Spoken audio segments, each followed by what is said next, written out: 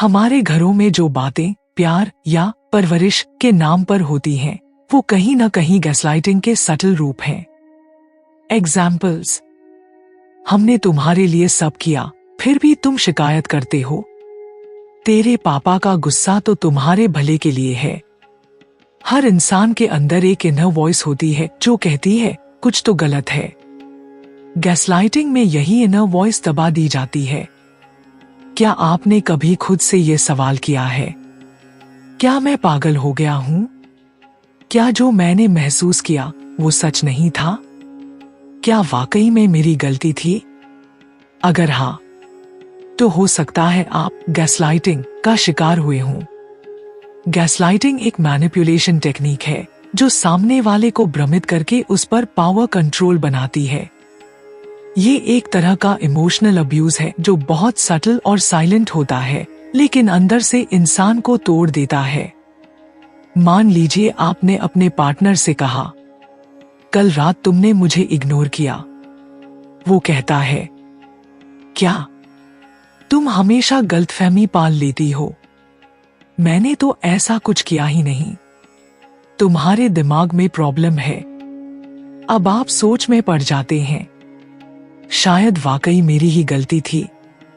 यही है गैसलाइटिंग का असर, जब आप अपने अनुभव को ही सच मानने से डरने लगते हैं। कल्पना कीजिए, एक लड़की थी, नाम था स्नेहा। बहुत समझदार, आत्मनिर्भर और खुशमिजाज। लेकिन कुछ सालों बाद वो खुद पर शक करने लगी, अपने फैसलों पर शर्म महसूस करने लगी और बार बार माफी मांगने लगी, क्योंकि वो एक ऐसे रिश्ते में थी जिसमें धीरे धीरे उसकी हकीकत को बदल दिया गया। यह था इमोशनल अब्यूज का सबसे खतरनाक रूप, गैसलाइटिंग। गैसलाइटिंग एक साइकोलॉजिकल मैनिपुलेशन की तकनीक है जिसमें इंसान को इस हद तक भ्रमित किया जाता है कि उसे अपने ही विचार, यादें और परसेप्शन पर शक होने लगता है। ये एक तरह का इमोशनल अब्यूज है जिसमें सामने वाला बार बार आपकी सच्चाई को नकारता है ताकि आप अपनी रियलिटी भूल जाएं और उस पर पूरी तरह निर्भर हो जाएं। गैसलाइटिंग सिर्फ बातों से नहीं होती। चुप्पी, इग्नोर करना, रिएक्शन ना देना, ये सब भी एक प्रकार का इमोशनल कंट्रोल है। एग्जाम्पल्स: सवाल पूछने पर सामने वाला खामोश हो जाना, आपकी फीलिंग्स पर कोई जवाब ही न देना, बार बार अवॉइडेंस और विड्रॉयल।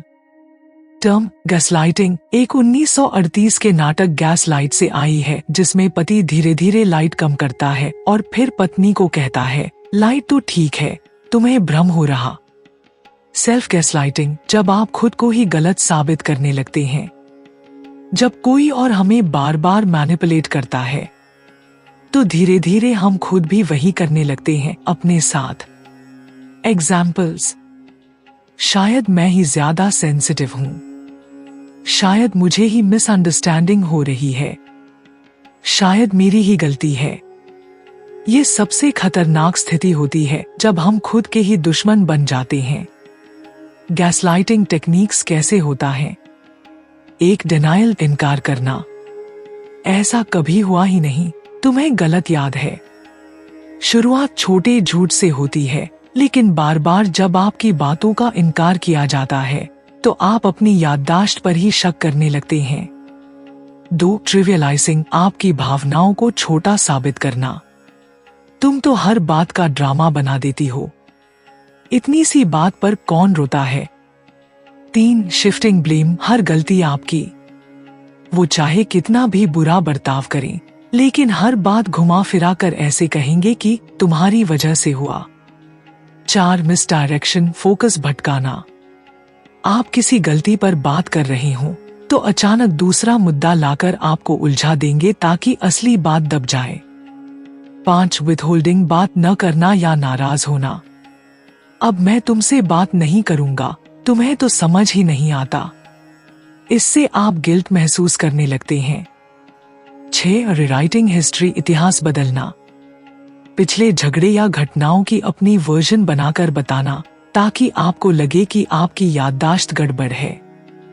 पति पत्नी का उदाहरण: एक महिला बार बार अपने पति से कहती है कि वो अकेलापन महसूस करती है। पति हर बार यही कहता, तुम्हें तो हमेशा शिकायत करनी है, मैं तो तुम्हारे लिए सब कुछ करता हूं और तुम कृतज्ञ हो। धीरे धीरे महिला ने बोलना ही छोड़ दिया। उसने खुद को दोष देना शुरू कर दिया। पेरेंट्स और बच्चे का एग्जाम्पल। बच्चा बार बार कहता है कि वो किसी बात से डरता है। माँ कहती है, तू तो बहुत ज्यादा सेंसिटिव है, ऐसी कोई बात नहीं होती, तू ओवरथिंक करता है। धीरे धीरे बच्चा अपनी ही फीलिंग्स को सप्रेस करने लगता है। गैसलाइटिंग सिर्फ कपल्स में नहीं, पेरेंट्स, टीचर्स, बॉसेस, दोस्तों, कहीं भी हो सकता है। इमोशनल अब्यूज के साइंस।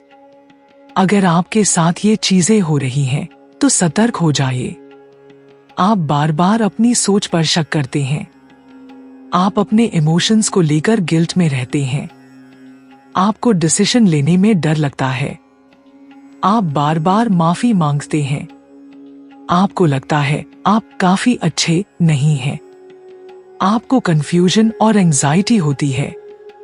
आप किसी को सब कुछ एक्सप्लेन करते करते थक गए हैं। ये सब सिर्फ मेंटल एग्जॉशन नहीं, ये इमोशनल अब्यूज के क्लियर साइंस हैं। गैसलाइटिंग के विक्टिम पर असर। गैसलाइटिंग आपके दिमाग की प्रोग्रामिंग को तोड़ देता है। सेल्फ वर्थ खत्म हो जाती है। ओवरथिंकिंग और एंजाइटी बढ़ जाती है। आप अपनी आइडेंटिटी खोने लगते हैं। आप इमोशनली डिपेंडेंट हो जाते हैं उस इंसान पर जो आपको अब्यूज कर रहा है। आपको हर समय वैलिडेशन की जरूरत पड़ती है। यह एक स्लो साइकोलॉजिकल पॉइजनिंग की तरह होता है, जो बिना चोट के भी इंसान को तोड़ देता है। कैसे पहचानें और बचें? Healing tips. Step 1, reality check journaling करें। जो बातें आप महसूस करते हैं उन्हें लिखिए। जब सामने वाला कहे ऐसा नहीं हुआ, आप अपने ट्रूथ को वैलिडेट कर पाएंगे। स्टेप 2, बाउंड्रीज बनाइए। हर रिश्ते में सीमा जरूरी है। हर बात पर जस्टिफाई करना आपकी जिम्मेदारी नहीं। स्टेप 3, ट्रस्टेड लोगों से बात करें। आप अकेले नहीं हैं। किसी फ्रेंड, कोच या थेरेपिस्ट से बात करना हीलिंग की शुरुआत है। स्टेप 4, नो कहना सीखिए। हर बात में हाँ कहना आपकी कमजोरी नहीं, कंडीशनिंग है। ना कहना सीखना जरूरी है। स्टेप 5, ब्रेक दी पैटर्न, दूरी बनाएं। अगर संभव हो तो अब्यूसिव व्यक्ति से दूरी बना लें, फिजिकल या इमोशनल, ताकि आप क्लैरिटी पा सकें। Step 6, self love healing practices. Meditation, affirmations जैसे मैं अपनी सच्चाई पर भरोसा करता हूं। थेरेपी, खुद को समय देना। गैसलाइटिंग एक खतरनाक मानसिक खेल है जो आपके आत्मविश्वास, आपकी पहचान और आपकी आजादी को चुपचाप छीन लेता है। पर याद रखिए, आपका अनुभव आपका सच है। आपकी भावनाएं वैलिड हैं और आप डिजर्व करते हैं एक ऐसा जीवन जहां आप खुलकर सांस ले सकें। गैसलाइटिंग वर्सेस हेल्दी कम्युनिकेशन में क्या फर्क है? हेल्दी कम्युनिकेशन, मुझे ऐसा लगता है कि क्या हम इस पर खुलकर बात कर सकते हैं? गैसलाइटिंग में तुम्हें तो हर बात में दिक्कत है, तुम हमेशा ओवर रिएक्ट करती हो। Types of gaslighters. The narcissist gaslighter खुद को परफेक्ट मानता है, गलती नहीं मानता। दी विक्टिम गैसलाइटर खुद को हमेशा मजबूर दिखाता है। दी पैसिव गैसलाइटर बातों को घुमा देता है, चुप रहकर आपको गिल्टी करता है। द बॉस गैसलाइटर वर्कप्लेस में आपका कॉन्फिडेंस तोड़ता है। Workplace gaslighting. ऑफिस में अगर आपका बॉस या सीनियर कहे, तुम्हें तो समझ ही नहीं आता, मैंने तो ऐसा कभी कहा ही नहीं, तुम अपनी गलती मान क्यों नहीं लेते, ये भी गैसलाइटिंग का हिस्सा है। आप उस टॉक्सिक वर्कप्लेस को नॉर्मल मत समझिए। Gaslighting in Indian families. तेरे लिए तो सब कुछ किया, फिर भी तू। दुनिया में कोई माँ बाप ऐसे नहीं करते, हमेशा तू ही क्यों शिकायत करता है। इंडियन होम्स में ये फ्रेजेस बहुत नॉर्मल लगते हैं, लेकिन असल में ये इमोशनल मैनिपुलेशन है। Why people gaslight? Psychology behind it. Power control. Insecurity छुपाने के लिए मैनिपुलेशन सीख कर बड़े हुए होते हैं। नार्सिसिस्टिक पर्सनालिटी डिसऑर्डर हो सकता है। गैसलाइटिंग तब होता है जब कोई इंसान बार बार आपको ये यकीन दिलाने की कोशिश करता है कि जो आपने देखा या सुना वो सच नहीं है। आपकी याददाश्त गलत है, आपकी भावनाएं बेवजह हैं, आप ओवर रिएक्ट कर रहे हैं, तुम्हें तो हर बात में दिक्कत होती है। धीरे धीरे आप अपने माइंड पर भरोसा करना छोड़ देते हैं और उस इंसान की बातों को सच मानने लगते हैं। बहुत समय तक तुमने दूसरों की आवाजों को सच माना, बहुत बार खुद को गलत समझा, जब असल में तुम बस इंसान थे जो महसूस कर रहे थे, जो सोच रहे थे, जो सच बोल रहे थे। गैसलाइटिंग ने तुम्हारे दिमाग को नहीं, तुम्हारे अस्तित्व को हिला दिया। पर अब वक्त है उठने का। अब वक्त है खुद से ये कहने का, मैं पागल नहीं हूं, मैं कमजोर नहीं हूं, मैं ओवर रिएक्ट नहीं करता, मैं बस इंसान हूं जो अब जाग चुका है।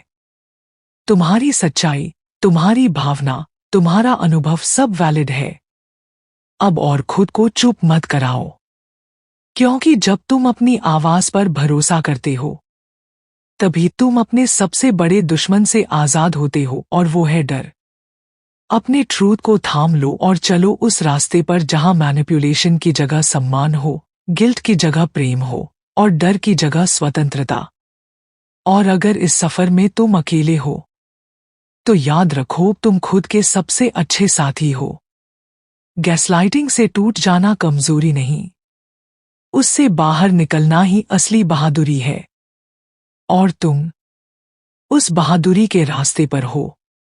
गैसलाइटिंग सिर्फ एक शब्द नहीं, एक चुपचाप जलता हुआ जख्म है जो आपको खुद पर शक करने पर मजबूर कर देता है। जब कोई बार बार आपके एहसास, आपकी सच्चाई को झूठा साबित करता है तो आप टूटने लगते हो, भीतर ही भीतर। लेकिन याद रखो, तुम्हारी सच्चाई सिर्फ तुम्हें पता है। तुम्हारा दर्द तुम्हारा अनुभव है, कोई और उसे झुठला नहीं सकता। अगर कोई बार बार तुम्हें नीचा दिखाए, खुद को सही और तुम्हें पागल साबित करे, तो एक कदम पीछे हटो। खुद पर भरोसा करो। अपने आप से पूछो, क्या मैं वाकई गलत हूं या मुझे गलत बनाया जा रहा है? खुद से सच्चा रहो, आवाज उठाओ और जहां जरूरत हो वहां नो कहना सीखो।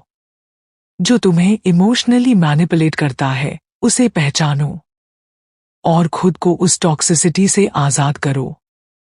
अगर इस वीडियो ने आपकी आंखें खोली हैं, अगर आपने भी कभी गैसलाइटिंग या इमोशनल मैनिपुलेशन झेला है, तो कमेंट में मैं अब जाग गया हूं लिखो।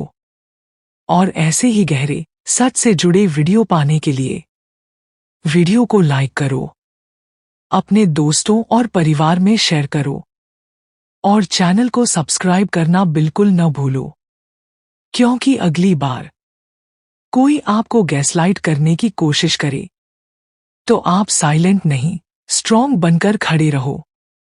मिलते हैं अगले वीडियो में। धन्यवाद।